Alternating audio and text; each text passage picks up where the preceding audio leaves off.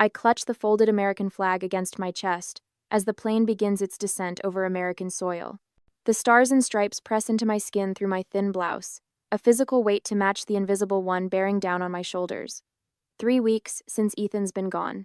3 weeks of waking up, reaching for someone who will never be there again. The seatbelt sign chimes on with a soft ding. Around me, passengers shift in their seats, gathering belongings, checking phones. Normal people returning to normal lives. My hand trembles as I type the message to my family group chat. Flight lands at 4:15 p.m. Can someone pick me up? I stare at the screen, watching the message status change from sending to delivered. My wedding ring catches the overhead light, gold against the blue background of my phone case. Pressing into the tri-folded flag on my lap, I wait. The responses appear one after another, each word a small cut. Margaret Anderson. We have Sarah's recital. Take an Uber. Caleb. Sorry, sis. Tied up with the Johnson account all afternoon. No, welcome home. No, how are you holding up? Not even acknowledgement that I'm returning from burying my husband in a military cemetery in Italy. My throat tightens as I remember the phone call 3 weeks earlier. Captain Rivera's voice, formal but gentle. Mrs. Calloway. I regret to inform you that your husband, Staff Sergeant Ethan Calloway. I hadn't finished packing my suitcase before my mother called. Well, he knew the risks when he enlisted, she'd said, her voice carrying the same dismissive tone she'd used when I told her Ethan and I were engaged. Will you be handling the arrangements, or will the military take care of it? As if we were discussing a broken appliance rather than her son-in-law of 8 years, Caleb had been marginally better. Let me know if you need help with paperwork, he'd offered. But when I asked if he would accompany me to Italy for the burial, he'd cited an important client meeting that couldn't be rescheduled. The familiar burn of guilt rises in my chest, followed immediately by a flash of anger that surprises me with its intensity. For years, I've been the one rearranging my life to accommodate my family's schedule. Driving through the night to make Christmas dinner after Ethan's leave was unexpectedly cut short, changing flights to attend Caleb's business award ceremonies, sitting through endless dance recitals and soccer tournaments for my niece and nephews. My thumb hovers over the keyboard. I could apologize. Explain that military transport flights don't consider family recitals when scheduling. Beg for understanding. Instead, I turn the phone off completely. I look down at my lock screen. Ethan, in his dress blues, arms wrapped around me, his smile bright against the sun-drenched backdrop of our last anniversary weekend. I'll always have your back, Lyra, he'd whispered that day. No matter what. I know, I whisper to the photo. I just wish you were here now. I close my eyes against the memory of last Thanksgiving at my parents' house. My mother fawning over Caleb's latest business venture while barely acknowledging Ethan's recent commendation. My father changing the subject when Ethan mentioned his upcoming deployment. The careful way my brother steered conversations away from anything military-related, as if Ethan's service was something shameful rather than honorable. The plane touches down with a jolt, wheels screeching against tarmac. The cabin erupts in scattered applause and the hasty click of seatbelts being unfastened. I remain seated, the flag clutched against my heart, the silence of my phone matching the hollow feeling spreading through my chest. In this moment, the reality crashes over me with startling clarity. I am truly alone. My husband is gone. My family has made their priorities clear. Whatever support I imagined would be waiting for me back home was just that imagination. The flight attendant approaches, her professional smile faltering when she notices the flag in my arms. Welcome home, she says softly. And thank you, both of you. I nod, unable to speak, and rise from my seat. As I step into the aisle, I make a silent promise to Ethan and to myself. I won't spend another moment begging for the support my family should freely give. It's time to build a new life, one without both my husband and the people who should have been there when he couldn't be. It's time to find out who really shows up when everything falls apart. 10 minutes later, after we landed, I turned on my phone again and checked it one last time before tucking it into my purse. The social media notification glows accusingly on the screen. Margaret's latest post, a photo of Sarah in her dance costume, hair pulled back in a perfect bun. Family comes first, always. Proud mom. Recital. Family support, reads the caption, posted 30 minutes ago. The hollow feeling in my chest expands. 3 weeks since I buried my husband, and I don't even register on their priority list. This isn't just busyness or poor timing. It's a fundamental dismissal of my loss, as if Ethan's death were merely an inconvenience to their schedule, rather than the collapse of my entire world. The plane taxis to the gate. Around me, passengers retrieve carry-ons and power-up phones, their faces brightening with anticipation. A woman across the aisle squeals as messages flood her screen. "They're all waiting at baggage claim," she tells the stranger beside her. "My whole family came." I clutch Ethan's flag closer, the fabric smooth against my fingers where it's been folded with military precision. The stars face outward, a detail Ethan once explained during a Memorial Day service. It represents the nation they served. He'd said of the fallen soldiers being honored. Now he's one of them. The jet bridge connects with a thud. Passengers surge forward, but I remain seated, postponing the moment I'll have to face the empty arrival gate. When I finally step into the terminal, the scene before me is exactly what I feared. Families cluster together in joyful reunion. Children bounce on tiptoes, scanning the crowd for returning parents. Elderly couples wait with patient smiles for grown children and grandkids. I scan the faces automatically, though I know what I'll find. No one. Not one familiar face among the crowd. With trembling fingers, I dial my mother's number. It rings once before rolling to voicemail. Not even the courtesy of letting it ring through, she's actively declined the call. We're at Sarah's recital. Her recorded voice announces cheerfully, "Leave a message and we'll call you back when family time is over." Family time. As if I'm not family. As if the folded flag in my arms and the partial remains of my husband in my suitcase don't qualify me for their concern. I swallow hard against the tightness in my throat. Keep moving, I tell myself. One foot in front of the other. I survived the military funeral. I survived the transatlantic flight. I can survive this too. But as I drag my suitcase toward baggage claim, the enormity of what lies ahead crashes over me. Not just today's logistics, getting home, unpacking, facing our empty house, but the vast landscape of days stretching before me. Days without Ethan. Days without the support network I foolishly assumed would materialize when I needed it most. My vision blurs. I stop, pretending to check my phone while blinking rapidly. I will not break down here. I will not give strangers the burden of my grief when my own family couldn't be bothered to shoulder it. "Do you need a cart, ma'am?" asks a bored airport employee, not looking up from his clipboard. "No, My voice cracks. I clear my throat. "I'm fine." He glances up, eyes moving from my face to the flag in my arms, then to my wedding ring. Something in his expression shifts. "Let me help you with that," he says, gentler now, reaching for my suitcase. "Where are you headed?" "Ground transportation." I manage. "I need to get a cab." "No one meeting you?" he asks, then winces at his own question. "Sorry, not my business." "No," I say quietly. "No one's meeting me." He nods once, a gesture somehow containing both respect and sorrow. "My brother did 2 tours in Afghanistan. Made it back, thank God. Your husband served there?" "Italy," I say. "Training accident, 3 weeks ago." He guides me toward the exit, navigating efficiently through the crowd. "I'm sorry," he says simply, "for your loss. And for—" He gestures vaguely at the terminal behind us, at the absence surrounding me. As we reach the taxi stand, I fumble in my purse for a tip, but he waves it away. "No, ma'am, this one's on me." He steps back, then straightens slightly, not quite at attention, but with a similar respect. Safe travels home. I stand there holding the flag my husband died for, watching the stranger walk away with more compassion than my family has shown. And I wonder if I should simply accept that blood doesn't guarantee loyalty, or if I should make one last attempt to make my family understand what I'm going through. Is there a point where hoping for empathy becomes self-destructive? The cab pulls up. The driver pops the trunk, eyeing the flag without comment as he loads my suitcase. I slide into the back seat and give him my address, the home Ethan and I shared that now holds only ghosts and memories. "Long trip?" the driver asks. "The longest," I whisper, and turn to watch the airport recede through the window, blurring into a smear of light against the darkening sky. That evening, my phone chimes with a text message as I finish unpacking my single suitcase. "I've been home for less than 2 hours, and already the emptiness of the house presses against my skin like a physical weight. Let us know when you're settled. We'll try to visit next weekend if Sarah doesn't have practice." I stare at my mother's message, the casual dismissal of my grief, wrapped in the veneer of family concern. The unspoken expectation hangs in the air.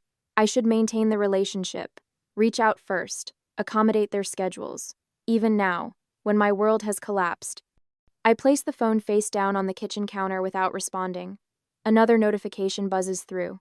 A voice message from Caleb. Hey, so one of Ethan's military buddies called my office asking about your arrival. Listen, I don't need this kind of drama at work. Could you tell them to contact you directly next time? The house answers with silence as I delete the message without replying. My brother's primary concern isn't my well-being, but the inconvenience of receiving a phone call. Our bedroom door stands half open, exactly as I left it 3 weeks ago when I rushed to pack after the phone call. I push it open fully. Ethan's running shoes remain by the closet. His watch sits on the nightstand, stopped at 3:17, the exact time his convoy hit the IED, according to Captain Rivera. I hadn't touched it since. Sleep comes in restless waves that night. I wake repeatedly, my hand stretching across the empty side of the bed, searching for the warmth of a body that will never return. The sheets still smell faintly of his aftershave. I press my face into his pillow, inhaling deeply, terrified of the day when even this ghost of him will fade. Morning brings no relief. I move through the house like a stranger, cataloging the remnants of our life together. The coffee mug with the Marine Corps emblem he used every morning. The half-read thriller on the side table, bookmark still in place at page 173, the worn leather jacket hanging by the door. I start in the bedroom, methodically sorting through his belongings. Combat boots, polished to a mirror shine, dress blues carefully preserved in plastic. Dog tags that I thread around my own neck, the metal warm against my skin. Each item goes into a wooden chest that once belonged to his grandfather, a physical archive of the man I loved. The medals go in last. Bronze Star with Combat. V. Purple Heart. I arrange them carefully atop his folded service photos. My fingers trace the edges of each frame, each decoration, a tangible reminder of his courage. The chest closes with a soft click, sealing away these precious artifacts. The phone rings at precisely 1,300 hours military time, not civilian. The number is unfamiliar, but the area code matches the base where Ethan was stationed before his final deployment. Mrs. Calloway, a deep voice says when I answer. Captain Rivera. I recognize his voice immediately from the death notification. Ethan was our brother. That makes you our sister. We take care of our own. His words crack something open inside me. Not the brother I was born with, but the brotherhood Ethan chose. The family that forms not through blood but through choice and sacrifice. We'd like to meet you tomorrow, ma'am, at the airport where you arrived. There's something we need to do. There's something we need to do. The following afternoon finds me standing uncertainly at the curb outside the arrival terminal. The same place where I'd waited alone yesterday, flag clutched to my chest, no family in sight. A black SUV pulls up, and Captain Rivera steps out, his uniform crisp and formal. Behind him, 2 more Marines emerge, all in dress blues. They stand at attention as I approach, a triangle of strength and honor. Mrs. Calloway, Captain Rivera says, extending his hand. Ethan made us promise we'd look after you if anything happened. We keep our promises. The words strike me with physical force. Promises kept. Something my own family seems incapable of understanding. He talked about you constantly, the youngest Marine adds, his voice gentle but unwavering. Said you were his foundation. Captain Rivera gestures to the waiting Cadillac Escalade. We've arranged a proper welcome home for you, if you'll allow us. They escort me to the vehicle, opening the door with formal precision. The respect in their movements, in the way they address me as Mrs. Calloway, forms a stark contrast to my mother's words on the phone last week. It's just Lyra now. I feel my spine straighten, my chin lift. For the first time since the notification, my voice emerges steady and clear. Thank you, for remembering him, for being here. Inside the vehicle, Captain Rivera explains their plan. A local news segment honoring Ethan's service and sacrifice, a public acknowledgement of what was lost. What I lost. Military families understand what civilian ones sometimes don't, he says quietly. The cost isn't just paid by the one who wears the uniform. I clutch the small wooden box containing a portion of Ethan's ashes that I kept separate from those buried in Italy. My wedding ring catches the light as my fingers tighten around this last physical remnant of my husband. Would you be willing to speak on camera? Captain Rivera asks. About Ethan? About coming home? We can arrange it in 2 days. I think of my mother's text, my brother's voicemail, the empty airport arrival. Yes, I say, my voice growing stronger with each word. I have something to say about family, about who shows up when it matters most. The Marines nod in unison, understanding exactly what I mean without further explanation. In that moment, I realize I'm not as alone as I thought. Family isn't always who you're born to. Sometimes it's who shows up when everyone else walks away. The news van pulls away from my driveway, leaving me standing in the golden light of late afternoon 2 days later. A heaviness settles in my chest as I replay the interview in my mind. I told the truth, every painful, unvarnished piece of it. Staff Sergeant Ethan Calloway gave everything for his country. I had explained to the reporter, a woman named Valerie with kind eyes and a notebook filled with questions. He believed in service and sacrifice. He believed in showing up. My voice had remained steady, even as I described arriving at the airport alone. The flag clutched against my heart. My husband's fellow Marines honored their promise to him. They showed up when my own family chose a dance recital instead. As I spoke, Valerie's eyes had filled with tears, her pen pausing over her notepad. "And how did that make you feel?" she'd asked, her voice soft, like I was burying him twice. I answered, once in Italy, and again when I realized the people who should care the most weren't there to help carry the weight. Now, in the silence after the interview, I wonder if I've gone too far. The segment will air at 6, barely 2 hours from now. I check my phone and find 3 missed calls from Caleb. It rings again in my hand, his name flashing on the screen. I answer with a simple, "Hello." "What the hell?" Then, the camera pans to show Captain Rivera and his men stepping forward, forming an honor guard around me. My own voice narrates over the images. If you're left standing alone in grief, find the ones who show up anyway. The segment ends with a shot of them driving away, the Marines flanking me like they'd promised Ethan they would. As the station cuts to commercial, my phone buzzes with a voicemail notification. My mother's name appears on the screen, Lyra. Her voice sounds breathless, panicked. "What have you done? People are commenting on my Facebook page. They're saying horrible things about how we treated Ethan. You need to fix this. Call me back immediately." Captain Rivera watches me as I listen, his expression unreadable. When I set the phone down without returning the call, he nods once, a gesture of understanding. "The station wants you to do a longer interview," he says, "about military families, about what happens when they come home without their soldiers." I look around at these men, strangers who became family through a promise to my husband, through showing up when it mattered most. "I'll do it," I tell him, my voice finding a strength I didn't know I had. It's time someone told that story too. The insistent doorbell chimes through my quiet morning ritual 3 days later. I'm arranging Ethan's medals in a shadow box, the last of his personal effects I've been organizing since the news segment aired last night. My fingers pause on his bronze star as the chime sounds again, more demanding this time. I already know who it is before I open the door. "Lyra, sweetheart." My mother stands on the porch, clutching a bakery box tied with string. Behind her, Caleb shifts his weight from one polished loafer to another, phone already in hand. "We brought your favorite, lemon cream cake from Hartman's. The cake I requested every birthday until I was 17. The cake they haven't remembered in over a decade. May we come in?" Mother asks when I don't immediately step aside. "We need to talk about what happened last night." I study them both. Mother in her pressed slacks and cardigan, wearing the pearl earrings Dad gave her for their 30th anniversary.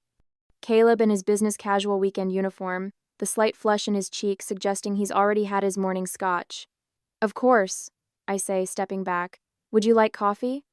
They follow me through the entryway, past the small table where Ethan's folded flag sits in its triangular display case. Mother's eyes flicker toward it before quickly looking away. Caleb doesn't look at it at all. In the kitchen, I reach past my everyday mugs to the back of the cabinet, pulling out the Marine Corps mugs Ethan's unit gave us as a wedding present. Each bears the eagle, globe, and anchor insignia in gold against deep red ceramic. I place them deliberately on the counter, with a soft click. "The media is all over this, Lyra." Caleb begins while the coffee brews. My assistant had 3 calls this morning. 3. All asking for comments about the family that abandoned their military widow. "I can fix things," he continues, his phone appearing in his hand like a weapon. "I know people at the station. We can issue a statement explaining that there was a miscommunication about your arrival time. Mother sets the cake on the counter, her fingers lingering on the box. What would your father say about this public spectacle? The Anderson name has always stood for dignity and privacy.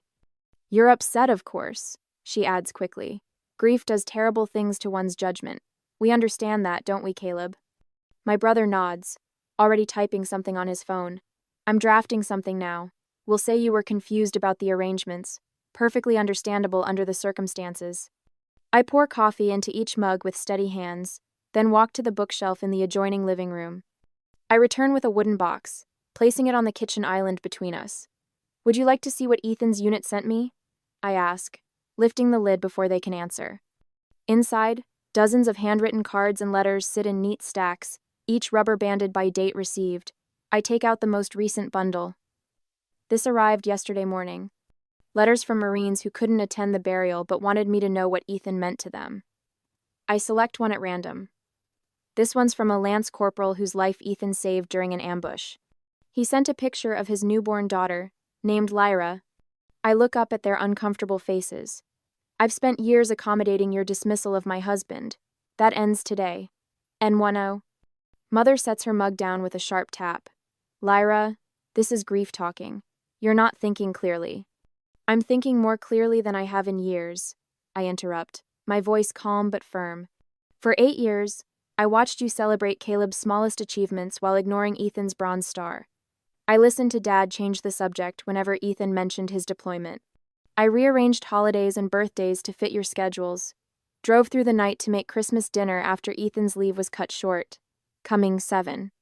I walk into the living room, gesturing for them to follow. The triangular flag case now sits on the mantel, flanked by framed photos of Ethan in his dress blues.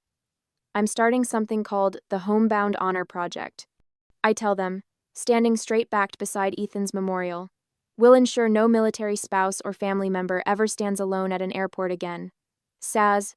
Caleb's phone disappears into his pocket, as he finally looks directly at me. This will blow over, Lyra. In a week, no one will remember. They will, I say, because I'll be at that airport every week. So will Captain Rivera and the others. We already have funding offers from 3 veteran organizations. Mother steps forward, her hands outstretched. Darling, you can't throw away family over one misunderstanding. This wasn't one misunderstanding, I say, the words flowing easily now. This was the final confirmation of what I've known for years but couldn't admit to myself. You never accepted Ethan as family. You certainly don't respect his sacrifice. I walk to the front door and open it wide, sunlight streaming across the threshold. Blood doesn't make you family. Presence does. You've made your choice, and I've made mine. Mother's face hardens, the mask of concern slipping. You'll regret cutting us out when the cameras lose interest and you're truly alone. I'm not alone, I say, thinking of Captain Rivera's promise, of the Marines standing at attention at the airport, of the reporter whose eyes filled with tears as I told my story. That's what you never understood. They leave without another word, Mother's shoulders stiff with indignation, Caleb already on his phone again. I close the door behind them with a gentle click. That evening, my phone buzzes with a notification. The Homebound Honor Project page, created just hours ago, already has over 2,000 followers. Veterans groups from 3 states have reached out about starting local chapters. Another buzz, a text message from a number I recognize as Sarah's, my 17-year-old niece. Just saw the news piece about your project. What you're doing is amazing, Aunt Lyra. I'm proud of you. I stare at the screen, unexpected tears blurring the words. I place the phone beside Ethan's flag, my fingers tracing the folded edge of the stars and stripes he served under. They're listening now. I whisper to him. They're finally listening. 3 months alter. I adjust the "You're Not Alone" t-shirt as I scan the airport terminal. 6 volunteers in matching shirts position themselves strategically at the arrival gates, their postures straight, eyes alert. My clipboard feels natural in my hand now, no trembling. Maria, take gate 4. The Thompson family arrives in 20 minutes, I say, my voice steady with a confidence I wouldn't have recognized 3 months ago. Maria nods and moves with purpose through the crowd. Flags are ready, says James, a retired Marine who served with Ethan. He gestures to the neatly folded American flags, each in a display case with a handwritten note attached. Perfect. I check my watch, Ethan's watch still too large for my wrist, but a weight I choose to carry. Let's make sure everyone has water. It's going to be a long afternoon. Where once I stood alone clutching Ethan's flag with a silent phone, today a dozen people move at my direction, creating a web of support for those about to experience what I did. The Homebound Honor Project has become more than a response to my family's absence. It's become my purpose. Captain Rivera approaches, tablet in hand. Mrs. Calloway, the Williamson flight is on time. Mrs. Williamson's husband was Army, not Marines, but doesn't matter, I interrupt gently. Family is family. We position ourselves at Gate 7, the same gate where I arrived alone months earlier. My heart quickens as passengers begin to emerge. A woman appears, her eyes red-rimmed, clutching a folded flag identical to the one I carried. She scans the terminal with the desperate hope I remember feeling. I step forward. Mrs. Williamson? I'm Lyra Calloway. Recognition flickers in her eyes. She's seen the news segments. I remember standing where you are now, I tell her, taking her bag. You're not alone anymore. Her composure breaks. I hold her as she sobs against my shoulder, remembering how I had no shoulder to lean on. The volunteers form a respectful circle around us, creating a bubble of understanding in the busy terminal. Later that evening, 20 of us gather in my backyard. Strings of lights illuminate faces that were strangers 3 months ago, but now feel more like family than those who share my blood. Captain Rivera raises his glass. To 1 month of the Homebound Honor Project. And to the family we choose, I add, and the promises we keep. The glasses clink as sunset paints the sky with streaks of orange and purple. I never imagined grief could build something beautiful. Yet here it stands, a community forged in loss but thriving in purpose. The following weekend, we host a candlelit memorial service at the Veterans Park. Hundreds of flames flicker in the twilight as families gather to honor their fallen. Pride swells in my chest as I watch our volunteers moving through the crowd, offering comfort and connection. 7 states now, James tells me, pride evident in his voice, and the Peterson Foundation donated 2 vans for airport transportation. I nod, surveying what we've built. My gaze catches on 2 familiar figures at the edge of the gathering. Margaret and Caleb stand awkwardly, uncertain of their welcome. I light a candle for Ethan, placing it carefully among the others. The flame dances steadily, unfaltering. As I stood surrounded by people who showed up without being asked, I wondered, is forgiveness something we owe to those who hurt us? Or is it sometimes better to acknowledge that some bridges remain broken for a reason? What would you do if the people who should have been there for your darkest moment suddenly wanted to share in your healing?